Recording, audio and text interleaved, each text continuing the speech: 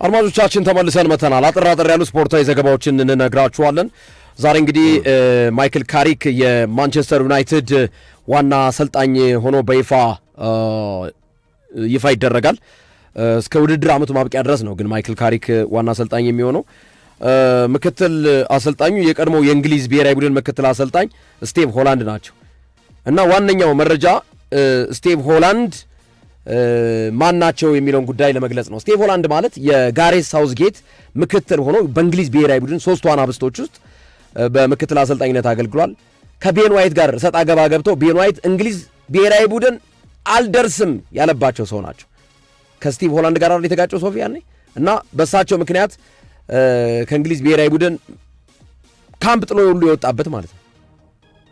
ካምፕ ሁሉ ጥሎ የእንግሊዝን ካምፕ ለቆ የወጣው በስቲቭ ሆላንድ አማካኝነት ነው ለማለት ያክል ነውና እኚህ ከቤን ዋይት ጋር ሰጣ ገባው ነው ለቤን ዋይት ከእንግሊዝ ብሔራዊ ቡድን አልጫወትም ውሳኔ ላይ ዋነኛ ምክንያት የሆኑት ሰው ስቲቭ ሆላንድ የማይክል ካሪክ ምክትል አሰልጣኝ ይሆናሉ። አንድ ሌላ መረጃ ለመጥቀስ ያክል ማንቸስተር ሲቲ የኖቲንግሃም ፎረስቱን አማካኝ ተጫዋች ኢሊየት አንደርሶን ለማስፈረም ግንኙነት ጀምሯል። የ23 ዓመቱ እንግሊዛዊና የኖቲንግሃም ፎረስት አማካኝ ኢሊየት አንደርሰን ቀጣዩ የፔፕ ጋርዲዮላ ራዳር በጥር የዝውውር መስኮት ከሴሜኒዮ ቀጥሎ ለማስፈረም ያሰቡት መሆኑና እንቅስቃሴ መጀመራቸውን መረጃዎች ጠቁመዋል። ሶፊ ወደ አንተ። እሺ ግርሜ አመሰግናለሁ። እኔ ጋር ያለው መረጃ የኢዱ ጋስፐርን ስህተት የተመለከተ ነው። አርሰናል በነበረባቸው የስፖርት ዳይሬክተርነት ሚና ቆይታ ላይ ብዙ ተጫዋቾችን አስፈርሟል። ስኬታማ የሆኑ ዝውውሮች አሉ። አንዳንዶች ደግሞ ጥያቄ የሚያስነሱ ነው። ለምሳሌ ካቫረስኬሊያን ውሰድ እየተባለ ካቫረስኬሊያን እንዲወስድ እየተለመነ ማርኪኒዮስን ያመጣበት ውሳኔ አነጋጋሪ ከሆኑ የጋስፐር ስህተቶች መካከል የሚጠቀሱ ናቸው። የኢዱ ጋስፐር ስህተቶች ካቫረስኬሊያ ባለም እግር ኳስ አሁን ላይ እንደ እንቁ እያብረቀረቀ የሚገኝ ተጫዋች ነው። ፓሪስ ሰን ጀርመን ከናፖሊስ ከፓሪስ ሰን ጀርመን ማርኪኒዮስን ከማምጣቱ በፊት ጥያቄ ተነስቶለት ነበር። እሱን አላረገም። ይሄ ብዙዎች ያነጋግረ ነበር። ሌላም አዲስ መረጃ ወጥቷል። ዛሬ በወጣ መረጃ መሰረት 2020 ላይ አርሰናል ዊሊያንን ከቼልሲ ከማስፈረሙ በፊት አንድ ተጫዋች ኦፈር ተደርጎ ነበር። ያሁኑ የሊቨርፑል የአማካይ መስመር ተጫዋች ዶሚኒክ ሶቦዛላይ ወደ አርሰናል እንዲመጣ ዊሊያን ከቼልሲ ከማስፈረም ይልቅ የተሻለው እሱ ነው በሚል ጥያቄ ቀርቦ ነበር። ነገር ግን ኢዱ ጋስፐር በፕሪሚየር ሊጉ ልምድ ያለው ነው፣ ገና ዞቦዛላይን አሳድገን አብቀተን ምናምን የምንወስደው ጊዜ የለንም፣ ዊሊያንን እንፈልጋለን በሚል ከቼልሲ ያመጣውን ውሳኔ ወሰነው እሱ ነው በሚል ከፍተኛ ትችት እያስተናገደ ይገኛል። ኢዱ ጋስፐር አሁንም ከኖቲንግሃም ፎረስት ጋር በተያዘ ከኖቲንግሃም ፎረስት ሊለቅ እንደሚችል የመረጃ ምንጮች እየጠቀሱ ነው ያሉት። ከቴክኒካል ዳይሬክተርነት ከፍ ያለ ቦታ ነው የሰጡት። ከአርሰናል ከነበረው ቦታ ከፍ ያለ ቦታ ነው የተሰጠው። ግን እሱ ከመጣ ወዲህ ዝብርቅርቅ ብሎባቸዋል ኖቲንግሃም ፎረስቶች። ኑኖ ስፕሪንቶ ሳንቶ ተሰናብተዋል። ፖስቴኮግሉ መጥቶ አልተሳካላቸውም። እንዲሁም አሁን ሸዋንዳይችም መጥፎ ባይባልም ወጣ ገባ ውጤት ነው እያስመዘገቡ ያሉት። እኔና ሌሎች ነገሮች ተጠማምረው ኢዱ ጋስፐርን ለማሰናበት እየተዘጋጁ ነው ያሉት ከፍተኛ ኃላፊነት ኖቲንግሃም ፎረስቶች እና የአርሰናል ደጋፊዎች ይህንን ሲሰሙ ጭንቅላታቸውን ነው የያዙት።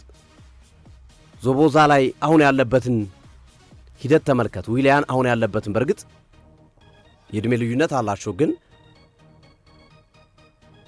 ውሳኔው ደካማ እንደነበረ ዊሊያንን ከቼልሲ ያመጣው ወደ ፕሮዳክቲቭ እንዲወለት ከመፈለግ አንጻር ነው። ሊጉን ያውቀዋል፣ የለመደ ነው ፕሪሚየር ሊጉን፣ ግን ዲክላይን እያደረገ የነበረበት ሰዓት ነበረ በግልጽ በሚታይ ሁኔታ። ያም ቢሆን አምጥቶታል። ያ ቫልዩለስ ነው። በአርሰናል ቡድን ውስጥ ዊሊያን የሰጠው ያን ያህል ግልጋሎት የለም። እንደገና ደግመ ለመሸጥም ቫልዩ አልነበረው። ዞቦዛላይ ግን ቢያንስ እንደው ግልጋሎት ባይሰጥ እንኳን በዙ አነክቱ በሱ ግልጋሎት ባይሰጥ እንኳን ሪሴል ቫልዩ ከፍ ያለ ይሆን ነበር። በዚህ ወቅት ባለፉት ዓመታት ሪሴል ቫልዩ ከፍ ያለ 2000 ላይ ነው ነገራችን ላይ ከ5 ዓመት በፊት ነው የውሳኔ የተወሰነው። ባለፉት 5 ዓመታት ዞቦዛላይ በሪፕሌይ ፖዚሽን በጣም ድንቅ ነው። በሊቨርፑልም በጣም ድንቅ ነውና የኢዱ ጋስፐርን ስህተት እያስታወሱ የአርሰናል ደጋፊዎችና የአርሰናል ቤተሰቦች በትልቁ ይሄ ጉዳይ ተነስቶ መነጋገሪያ ሆኗል። እንዴት ዊሊያም ቦርገስን የጨረሰ ተጫዋች ታስፈርማለህ? ዞቦዛ ላይ በቅናሽ ዋጋ በቅናሽ ደሞዝ ገበያው ላይ ቀርቦልህ በሚል እንዴት አይነት እግር ኳሳዊ ውሳኔ ነው በሚል ኢዱ ጋስፐር ከለቀቀም በኋላ ቢሆን ከአርሰናል ጣቶች እየተቀሰሩበት ነው ያሉት። በእርግጥ ብዙ ጥሩ የሰራቸው ስራዎች አሉ፣ ግን ይህን ለማንሳት ነው። የማይክል ካሪክ ጉዳይ ያው ትልቁ መነጋገሪያ እንደሆነ ቅድም ጠቅሰናል አይደል? እና ዋይኒ ሩኒ አንድ ሀሳብ ሰጥተዋል። ዋይኒ ማርክ ሩኒ ካሪክ እንዳግዘው እና ከጎኑ እንደሆን ከፈለገኝ በማንኛውም ሰዓት ዝግጁ ነኝ፣ የማይክል ካሪክን የኮቺንግ ስታፍ ለመቀላቀል ዝግጁ ነኝ ሲል ዋይኒ ማርክ ሩኒ ሀሳቡን ሰጥቷል። ቀጥሎም ሩኒ ማይክል ካሪክ ስፕሪቱን ያመጣዋል፣ የቡድን መንፈሱን ያመጣዋል፣ እመኑኝ የተለየውን ማንቸስተር ዩናይትድ በማይክል ካሪክ ቤት ውስጥ ታዩታላችሁ ሲል ሩኒ በአስተያየቱ ጠቁሟል።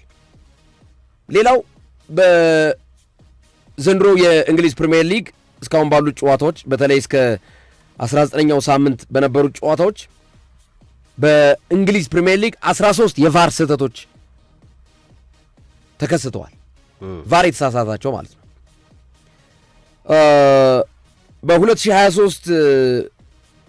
በ2022-23 በቫር 23 ስህተት ተሰርቷል። ሶፊ በ2022-23 ማለት ነው። በ2023-24 ደግሞ በቫር 20 ስህተት ተሰርቷል። ቫር አይቶት እኮ ነው። በ2024-25 10 በዚህ ቀንሶ ነበር፣ የቫር ስህተት ቀንሶ ነበር። እንደገና ዘንድሮ 2025-26 ላይ ገና ግማሹ 19ኙ ጨዋታ 13 የቫር ስህተት ተገኝቷል። 13 የቫር ስህተት፣ እያንዳንዱን 13ቱን መጥቀስ ይቻላል፣ ግን ጠቅልል አድርገን እናንሳቸው። ማን በ13ቱ የቫር ማን ምን ያህል ተጠቀመ፣ ማን ምን ያህል ተጎዳ የሚሉን ነገር እናያቸዋለን። የተጎዱ ክለቦች በቫር ውሳኔ ወይም ቫር አይቷቸው ፔናልቲ የሚሰጠውን ፔናልቲ መስጠት ሲገባው ወይም ደግሞ ጎል አስቆጥረው ጎሉ ኦፍሳይድ ነው ብሎ ቫር የወሰነባቸው ሂደቶች ናቸው እነዚህ። በርማውዝ 2 የቫር ሰለባ ሆኗል። ብሬንፎርድ 2 የቫር ሰለባ ሆኗል። ማንቸስተር ዩናይትድ 2 የቫር ሰለባ ሆኗል። በቫር ሊታዩለት የሚገቡት ነገር ግን 2 ጨዋታዎች ላይ 2 ክስተቶች ላይ በቫር ምክንያት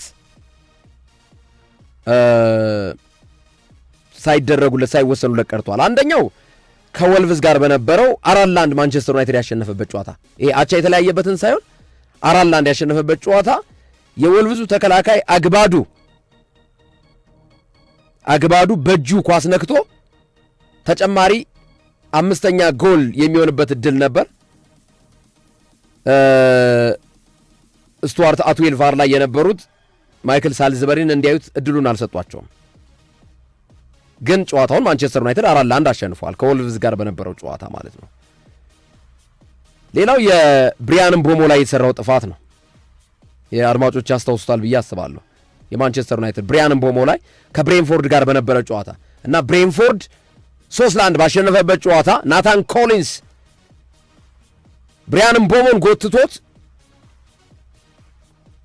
በሁለተኛ ቢጫ ካርድ የሚወጣበት ክስተት ነበር። እንደገና ደግሞ ፔናልቲ ለማንቸስተር ዩናይትድ የሚያሰጥ ክስተት ነበር። ሳጥን ውስጥ ነው ብሪያን ምቦሞን ጎትቶ የጣለው። በዚህ ጨዋታ ደግሞ ማንቸስተር ዩናይትድ ተሸንፏል። ቢያንስ 3-2 የሆኑ ነበር። ጨዋታውን ብሬንፎርድ ነው 3-1 ያሸነፈው እና ማንቸስተር ዩናይትድ 2 የቫር ውሳኔዎች ላይ ተጎጂ ሆኗል በዘንድሮ የውድድር ዓመት ማለት ነው። ብራይተን 1 ተጎጂ ሆኗል በቫር። ክሪስታል ፓላስ 1 በቫር ተጎጂ ሆኗል። ኤቨርተን 1 ተጎጂ ሆኗል። ፉላም 1፣ ሊቨርፑል 1፣ ማንቸስተር ሲቲ 1፣ ወልቭዝ 1። ኦፍ ኮርስ ማንቸስተር ሲቲ በከፍተኛ የጎል ልዩነት ያሸነፈበት ጨዋታ ነው። ግን ገና ጎል ሳይቆጠርና 0-0 በነበሩበት ሰዓት ላይ ፊል ፎደን ተጠልፎ በቫር የታለፈበት ክስተት ነው። እነዚህ አንዳንድ የቫር ተጎጂ የሆኑ የጠቀስኳቸው ናቸው፣ ሊቨርፑልና ሲቲን ጨምሮ ማለት ነው። 2-2 የተጎዱት ደግሞ በርማውዝ፣ ብሬንፎርድና ማንቸስተር ዩናይትድ። በቫር ተጠቃሚ የሆኑ ክለቦች እነማን ናቸው? በቫር ብዙ ተጠቃሚ የሆነው ቫር ያተረፈው ክለብ ወይም በቫር ውሳኔዎች ሊቀለበሱ ሲገባ ራሱ ቫር ላይ ያለው ሰውዬ በመዘናጋትም ይሁን ተሳስቶ በቫር ስህተት ተጠቃሚ የሆነ አንደኛ ቼልሲ ነው። ቼልሲ 3 በቫር ታይቶ ፔናልቲ የሚያሰጡ ጎል መሻር የሌለባቸው ክስተቶች ተጠቃሚ ሆኗል። ቼልሲ 3 ጊዜ ቫር ተሳስቶ ማለት ነው። ቫር ላይ ያለው ሰውዬ በርማውዝና ኒውካስል 2 ጊዜ፣ አርሰናል፣ ብሬንፎርድ፣ ኤቨርተን፣ ቶተናም፣ ዌስትሃምና ወልቭዝ 1 ጊዜ። አርሰናል ከኤቨርተን ጋር በነበረ ጨዋታ ሶፊት አስታውሳል። ዊሊያም ሳሊባ የቴሪኖ ባሪን እግር መቶት ከስር ፔናልቲ ለኤቨርተን ሊሰጥ ነበር። ቫር ጥሪ አላደረገም እሱን።